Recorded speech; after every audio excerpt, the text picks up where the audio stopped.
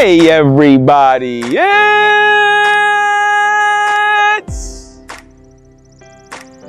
your man Fitman, and welcome to the 11th episode of Motivational Monday.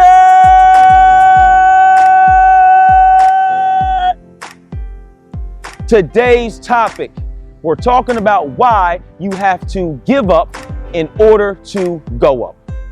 Now, myself and my great friend, the great Jasmine Jenkins, we used to have these conversations after college about how we were going to become successful in our careers, how we were going to become successful in our lives.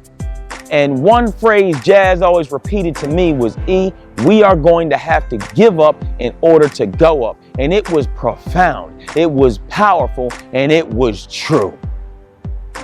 Now today I've got two principles that show you the importance of giving up in order to go up and become who you want to become. Principle number one is that the person you are today, the habit you have today, the thought processes you have today must be sacrificed in order to become who you want to become. So let's say you're overweight. Let's say you train with no consistency. Let's say you have a terrible diet. Let's say your body's weak. Let's say you're fatigued every day and you just feel generally unhealthy. The person you are today is going to have to be sacrificed in order for you to become the vision of what you have in your brain. Let's say that your vision is you want to be leaner and you want to be more muscular and you want to be stronger. Well, in order to attain those things, who you are today and the habits you have today are going to have to be destroyed, or you're not going to be able to become the person that you want to. For true change to happen, it's internal. And if you're unable to change destructive habits and destructive ways and destructive thoughts of how to approach things, then guess what? There's not going to be any changes. So who you are today must be sacrificed for who you want to become. My business. When I started my business in 2010, there were a lot of things that I did wrong. I didn't market myself correctly. I wasn't proactive with going after clients and trying to find clients. And it showed because there was no money coming through my account. And, I was not successful. I was not doing what I needed to do. I had a certain thought process as to how things would work.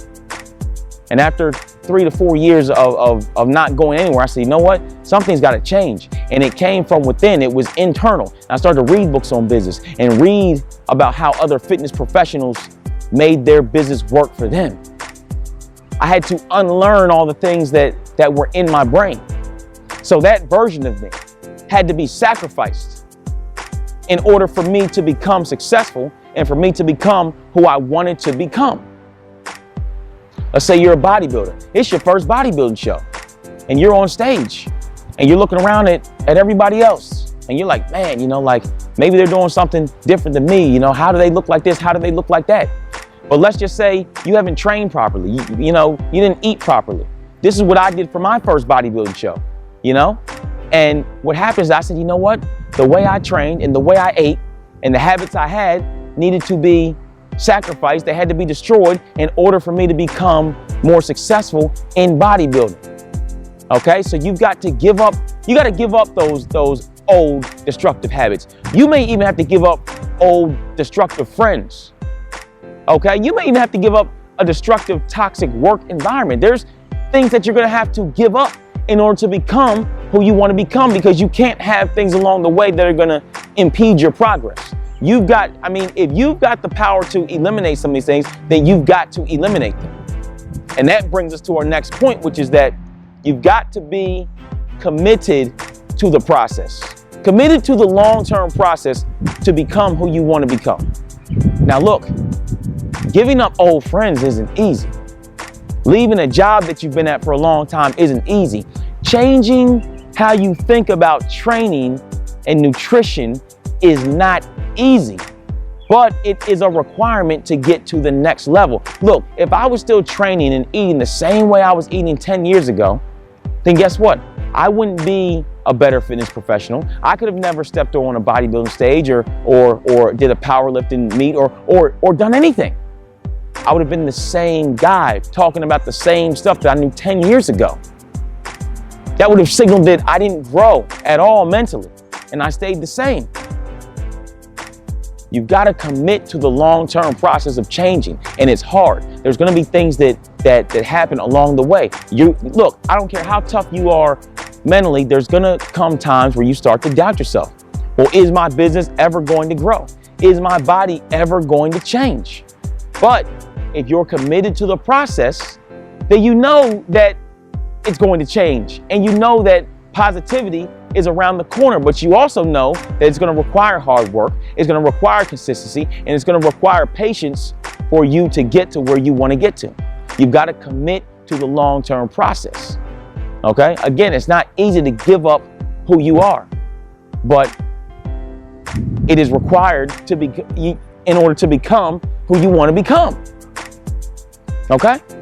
So when you're looking to get to the next step and to get to the next level, it starts with you looking in the mirror and being objective with yourself, and the change is coming from inside.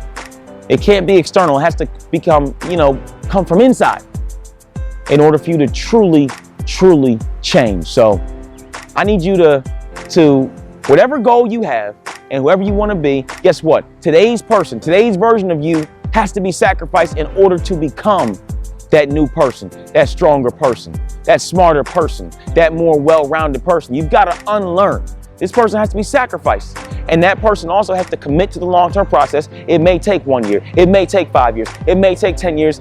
Hey, it may take 20 years. But guess what?